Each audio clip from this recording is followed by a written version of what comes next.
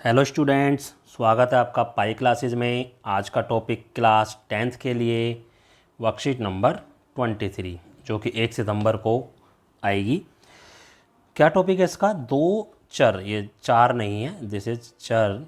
दो चर वाले रैखिक समीकरण युग में बदले जा सकने वाले समीकरण, इनको हम वर्ड प्रॉब्लम्स बोलती हैं, यानी जो लैंग्वेज वाली प्रॉब्लम्स होती हैं। इसमें कंडीशंस दे रखी होती हैं, इन कंडीशंस को हम समझ के हम इनको रैखिक समीकरण में कन्वर्ट करते हैं और फिर से या तो आप प्रतिस्थापन विधि से सॉल्व कर लो या विलोपन विधि से, आपकी मर्जी है।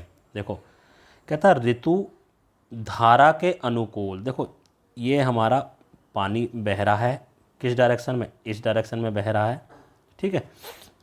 धारा के अनुकूल, अब जो धारा के अनुकूल का मतलब है जिस डायरेक्शन में पानी बह रहा है, यानी इस डायरेक्शन में। पहली जो कंडीशन, धारा के अनुकूल 2 घंटे में 20 किलोमीटर तैर जाती है। कितना तैर जाती है? 2 घंटे में वो 20 किलोमीटर। 2 घंटे में 20 किलोमीटर। लेकिन जब वो उल्टी डायरेक्शन में चलती है, इस तरफ चलती है, तब वो 2 घंटे में कुल 4 किलोमीटर। क्यों? क्योंकि जो पानी बह रहा है उसके उल्टी डायरेक्शन में उसे तैरना है।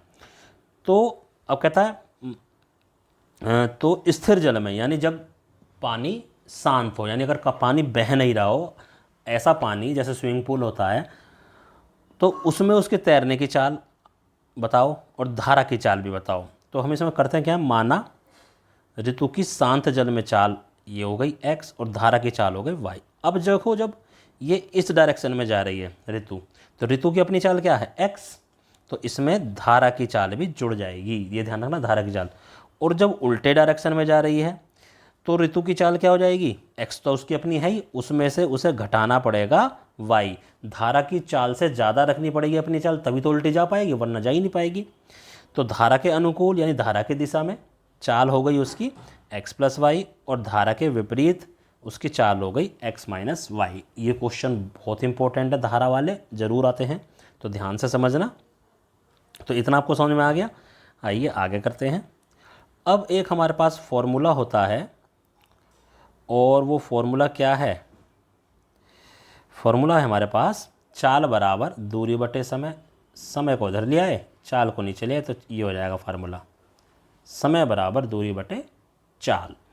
अब देखो, प्रश्न के अनुसार पहला जो कंडीशन वो कह रहा है, पहली कंडीशन में क्या है? उसे 20 किलोमीटर गया, ये हमारे पास यही है।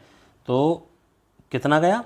20 किलोमीटर 2 घंटे में, समय लगा 2 घंटे में, गया कितना? 20 किलोमीटर, और यानी धारा के अनुकूल उसकी चाल क्या थी? x plus Y.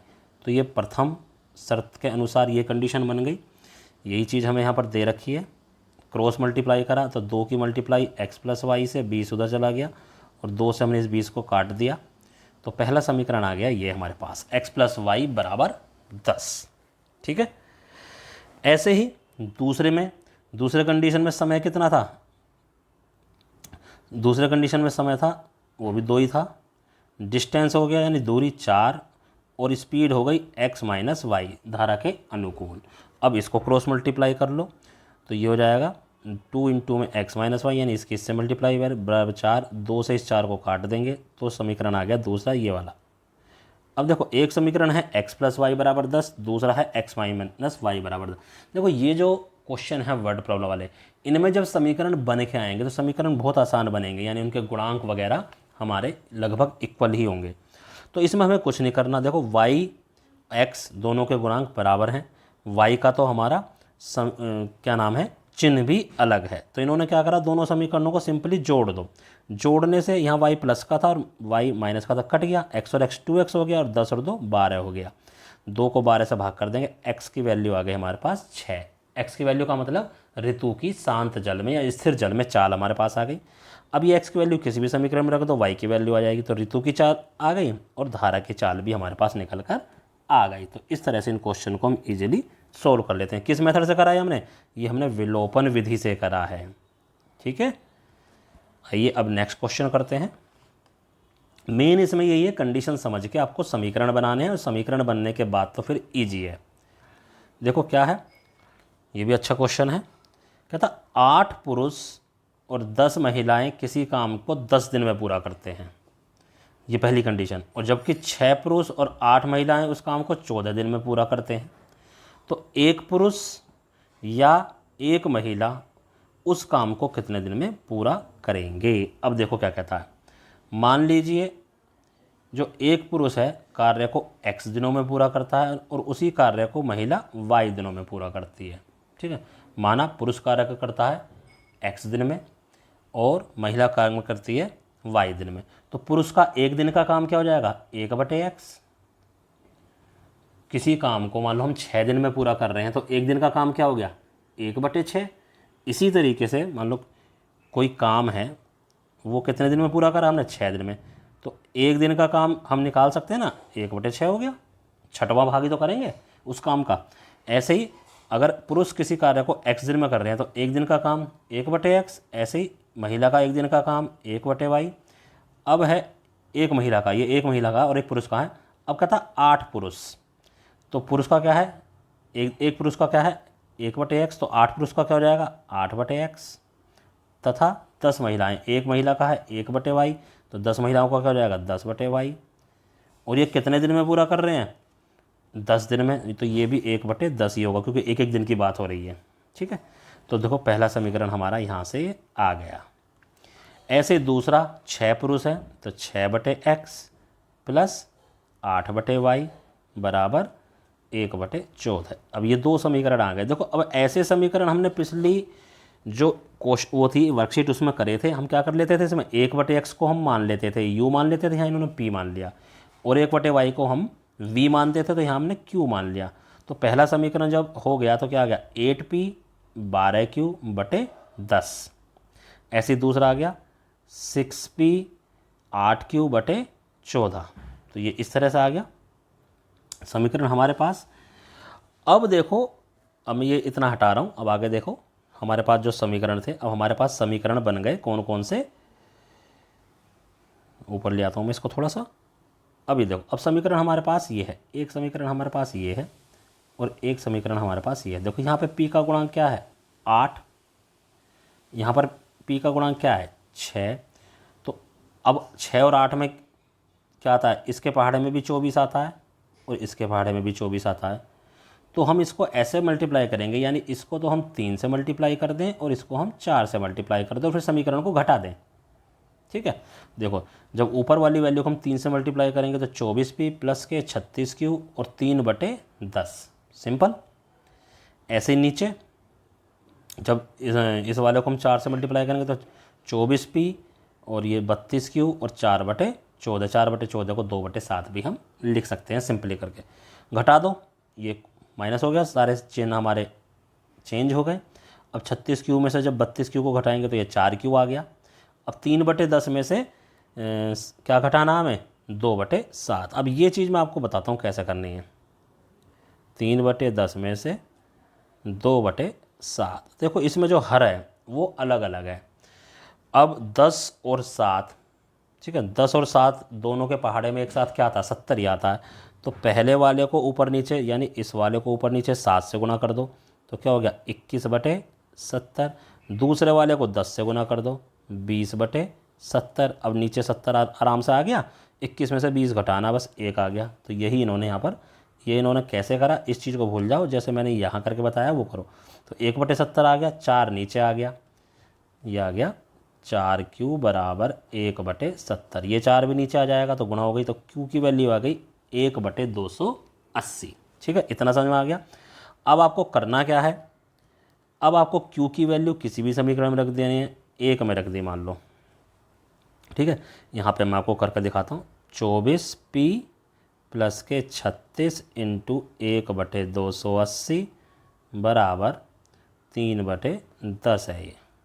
ठीक है, अब हम क्या कर सकते हैं, हम इसको थोड़ा सा सिंप्लीफाई कर सकते हैं। जैसे ये यही वाला है हमारे पास, तो इसको सिंप्लीफाई करने के लिए देखो, अगर मैं इसको किससे करूं, 2 से ही कर लूं, ये 18 बन जाएगा, इसको 2 से करूंगा तो 140 बन जाएगा, फिर 2 से कर लो ये 9 हो जाएगा और ये हमारा 70 हो जाएगा। अब इससे आगे ये हमारा नहीं जाने वाला, तो हमारे पास आ गया 24p बराबर 3/10 घटा 9/70। देखो अब ये 70 है, यहाँ 10 है, तो इस 10 को मैं 70 बना सकता हूँ कैसे, 7 से गुना करके, तो ऊपर भी हमें 7 से गुना करनी पड़ेगी। तो ऊपर हो गया 21 7 से गुना करा, नीचे हो गया 70, तो 9/70। हमारा मेन मकसद क्या है, हर को बराबर बनाना। फिर सीधा क्या करना, फिर हमें या तो अंश को जोड़ देना या घटा देना साइन के अनुसार। तो 21 में से भाई 9 घटाओगे तो क्या बचेगा, 12/70, और ये वैल्यू थी हमारी 24p की। अब ये 24 कट के यहाँ पर आ जाएगा, तो 12 दूनी 24, तो p की वैल्यू आ गई 1/140। ठीक है, तो p की वैल्यू आ गई। और q की वैल्यू देखो, q की वैल्यू आई थी हमारे पास 1/280, और p की वैल्यू आई हमारे पास 1/140। और जी q का मान क्या था, q का मान था 1/y, ये था 280, तो y की वैल्यू निकल के आ गई 280। ठीक है, ऐसे ये हमारा 1/x था, ये हो गया 1/140, तो x की वैल्यू आ गई हमारे पास 140। बस सिंपल, यानी पुरुष एक काम को 140 दिन में कर सकते हैं और महिला उसी काम को 280 दिन में कर सकते हैं। तो इस तरह से ये दोनों एग्जाम्पल हमारे कंप्लीट होते हैं। देखिए ट्राई योर सेल्फ के दोनों मीडियम के क्वेश्चन मैंने ऊपर ये आपको शो कर दिए हैं, ये हिंदी मीडियम और इंग्लिश मीडियम। तो आप अपने अनुसार पढ़ लीजिए, जैसे इंग्लिश वाले बच्चे अपना पढ़ लेंगे, मैं हिंदी वाला पढ़ लेता हूँ। एक नाव धारा के प्रतिकूल, यानी जिस डायरेक्शन में पानी बह रहा है उसके विपरीत 30 किलोमीटर जाती है तथा फिर 44 किलोमीटर वापस आती है जिस डायरेक्शन में पानी बह रहा है। प्रतिकूल को अपस्ट्रीम बोलते हैं और डाउनस्ट्रीम। और ये पूरा यानी 30 किलोमीटर जाने में और फिर 44 किलोमीटर आने में समय लगता है 10 घंटे। ऐसे ही 40 किलोमीटर अपस्ट्रीम यानी प्रतिकूल और 55 किलोमीटर डाउनस्ट्रीम यानी अनुकूल आने में समय लगता है 13 घंटे। तो स्टिल वाटर यानी कि शांत जल में चाल किसकी, नाव की चाल, और धारा की चाल हमें ज्ञात करनी है। आइए ये क्वेश्चन मैंने यहाँ सोल्व कर रखा है। देखो माना शांत जल में नाव की चाल x, धारा की चाल y, तो धारा के अनुकूल यानी डाउनस्ट्रीम जो नाव की चाल क्या हो जाएगी, x + y हो जाएगी। ठीक है, ये वाली जो y है धारा की चाल ये ऐड हो जाएगी और यही माइनस हो जाएगी जब हम प्रतिकूल जाएंगे यानी अपस्ट्रीम जाएंगे। तो पहली कंडीशन के अनुसार टोटल समय लगता है 10 घंटे। कब, प्रतिकूल तो गया वो, प्रतिकूल यानी अपस्ट्रीम गया वो 30 किलोमीटर, 30 किलोमीटर बटे में स्पीड, तो 30 किलोमीटर और प्रतिकूल वाली स्पीड प्लस फिर 44 किलोमीटर आया और अनुकूल वाली स्पीड, ये टोटल स्पीड लग गई 10। इसी टाइप से हमने सेकंड कंडीशन बना दी। अब देखो 1/x + y को हमने p मान लिया, 1/x + y को हमने q मान लिया। तो जब इसमें रखेंगे तो बन गया 30p, 44q बराबर 10, और 40p जब इधर इस वाले में रखेंगे 40p, 55q बराबर क्या हो गया 13।